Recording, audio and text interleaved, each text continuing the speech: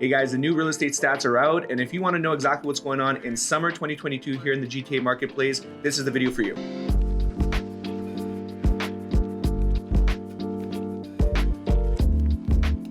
Okay guys, so we're back at it again. We're taking a look at June 2022, and we're taking a look at the Toronto Real Estate Board stats so that we have a better idea and picture of what's going on in our marketplace. We do this for our clients and for you guys as well to have a better understanding of what's going on and how to actually react and act in a marketplace such as this. First and foremost, take a look at this one chart here that I really like to show. It gives you a really good view because we're looking all the way back from March 2018, and you see how we've been kind of developing here over the months and over the years here in our GTA marketplace. Let's focus in more towards the end here, which is kind of the end of 2021 and the beginning of this year. We see that we had a really big spike. Look at these leaps and bounds that we took in order to get to our peak pricing back in February 2022. And since then, we've actually had months and months of declines. And we're going to take a look at a chart soon, which gives you a better idea of what that looks like. One thing that I wanted to point out is that we're kind of more in line now where we should be in our trend line. You see that we had a nice little slope since 2018, and we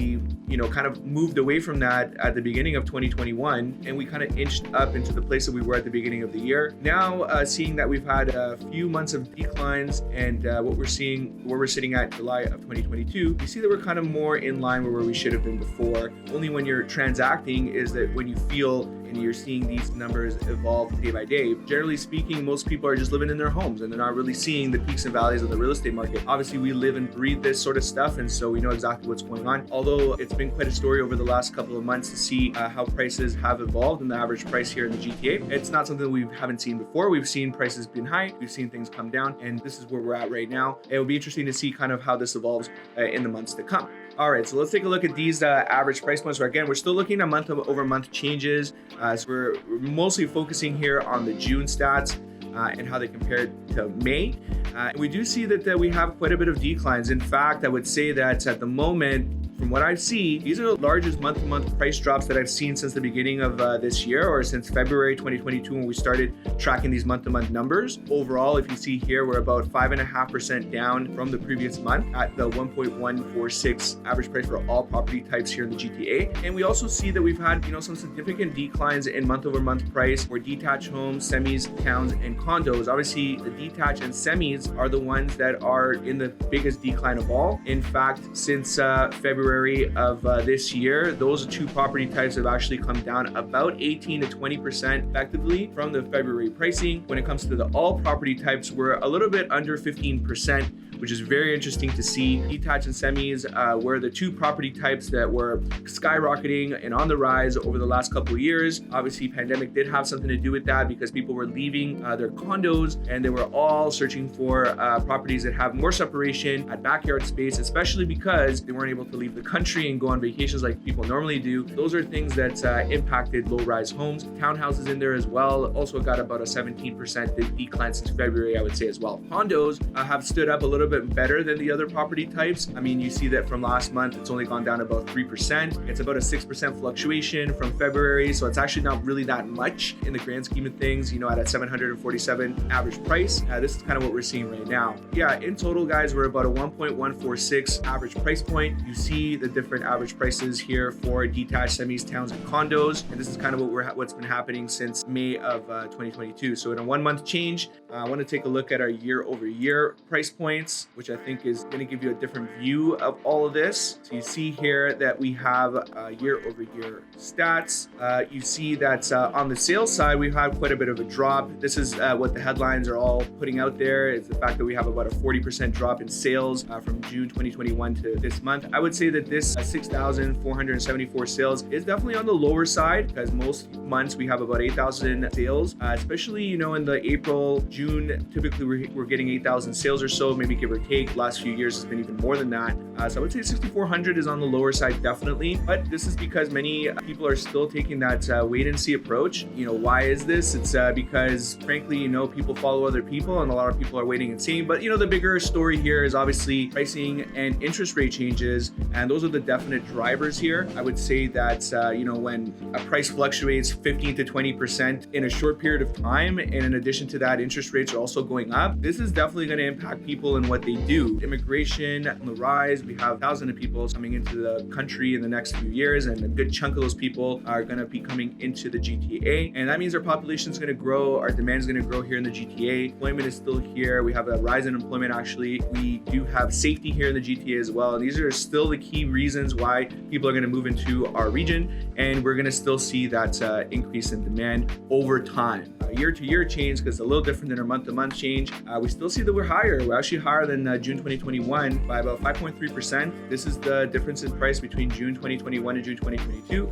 So even though we do have declines from February of this year, we're actually still on average higher price point than we were last year. Yes, we did have a decline of about 41.4% in sales. And we see as well that in our days on the market, which is what DOM means, we're seeing that it has risen a bit since last year. Are seeing properties that are sitting on the market a little bit longer than before, and this makes sense. There's a drop in activity, bidding wars, although they still do exist. We're not seeing as much of them as before, and some properties are just kind of sitting because they're actually looking to capture that February or March price point, and it's just not happening, right? Some people are listing super high, and they're actually not getting a sale price that they want. They end up just staying on the market a lot longer than normal, or they end up terminating or delisting their property altogether because they're just kind of fishing in the marketplace, right? They don't really have a true motivation to sell, and we're seeing this in the marketplace right now. So people who are selling though, hopefully speaking with their agent, they're getting educated about what's going on in our price points at the moment. Like I said, I mean, we're still getting really good prices even as we speak.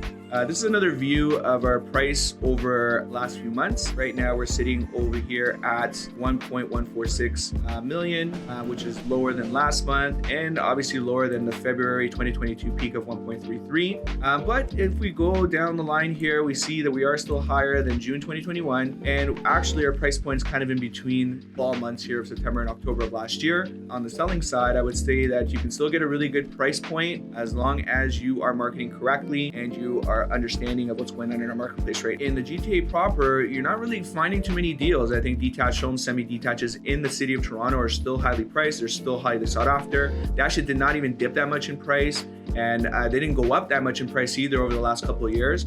It's pretty stable in the center of Toronto. But when we go further out into York region, Peel region, we go into the Durham region, which has actually experienced kind of some of the biggest drops in prices, is because they had such a crazy increase in price over the last couple of years. It was a bit unsustainable in my opinion. We're seeing that mini correction happening at the moment over there. So here it is at the moment. You see the comparison of a month of inventory over the last few years. We see that we're sitting with a few more active listings for sure than the last couple of years, but not too different from years in the past in terms of how many listings are on the market right now. I did mention to you that our sales at 6,400 is a little bit lower than usual, and you can see that last year was a record year in terms of sales. But look, I mean, in 2020, 19, 18, we're all closer to about 8,000 sales. This is why I say it's a little bit low now. And when it comes to our months of inventory, we're still technically in a seller's market. Being a balanced market, we do need about 4 to 6 months of inventory. What months of inventory represents is the amount of time it's going to take before properties do sell off in the market if nothing changes. So at the moment, we're sitting at 2.5, which is a lot higher than the last 2 years. You see, we had very low inventory in the last couple of years, and this is why we had a lot of bidding wars. That is changing at the moment, and you see that it's a lot closer to what we saw in 2017, 18, and 19 at 2.4, which means that properties are on the market a little bit longer. There is a little bit more balance than it was in the last couple of years, but we're not like selling off like crazy here. Maybe we do have a sale going on in the marketplace, but this is not a liquidation sale, okay? It doesn't mean that everything's flying off the shelves, okay?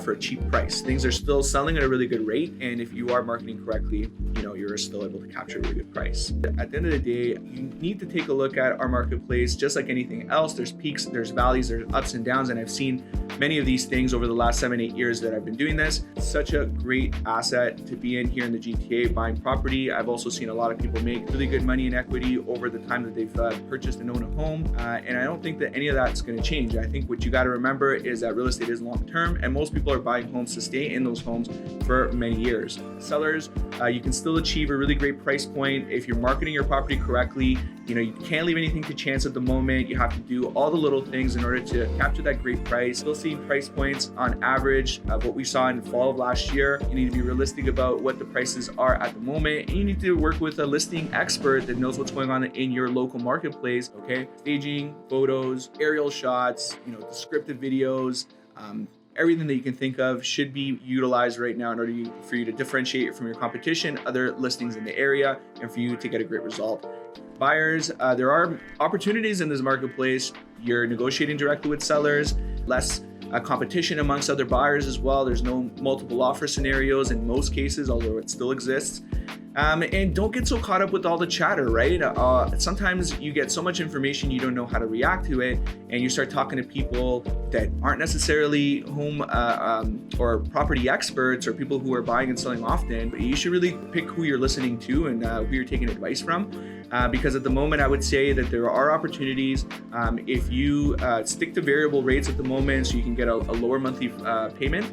And if your monthly budget is in line with the pre-approval that you have, I would say that let's take a look at options in the marketplace and see if you can find a really great deal. They do exist in this marketplace right now, and I think this could be a really great moment, especially if you're looking to stay in this property for many years. We do have a discount right now from the beginning of the year. Definitely, we're not paying anything close to what some other rates were paying back in February and March, and so opportunities are definitely there, guys. When it comes to investors, same deal. Okay, a lot of buy and hold opportunities out there. Although prices or interest rates have increased, and it's going to impact your monthly expense. Rental rates are flying right now, and they're super high. So I think that that's kind of leveling things out. Same deal, if you guys can get an approval, you stick to a variable rate, try to do a 30-year amortization so you keep your monthlies low. Obviously, tenants are still paying for your utility costs, and the rental rates are high. So I'm still really seeing cash flow possible properties in the marketplace today. So if you have equity that's sitting in your property, if you're thinking about doing a refinance, or if you're sitting on some cash, this could be a really good moment to take a look at some markets outside of the GTA to see if you can get a property at a really great price and still cash flow a few $100s, if not, $500 to $1,000 plus per month. We are seeing those numbers still work, and you got to run the numbers. Just like any buyer, any investor, you got to make sure what you're getting into before you get into it. I can definitely show you what rental rates are going in the area, because that is still moving, and we can still show you information for the last 30-60 days, and we can also show you what's going on in terms of price points in the last 30-60 days as well. You got to stay really tight on that history, because you don't want to go super far back and look at some of the prices people are paying in the past. Okay, got to be really careful. Appraisals as well are, lenders are sending appraisers out there, and I've seen some instances where the appraisal didn't match the price that was paid.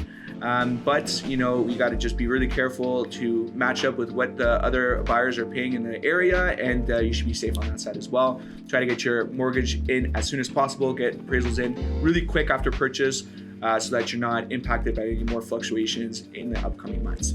Guys, if you're interested in real estate information, obviously you need to follow us here on YouTube. Do a subscription for us, please, so you don't miss any videos going forward. And at the end of the day, if you do like this, give us a thumbs up, guys, because it really does help us out.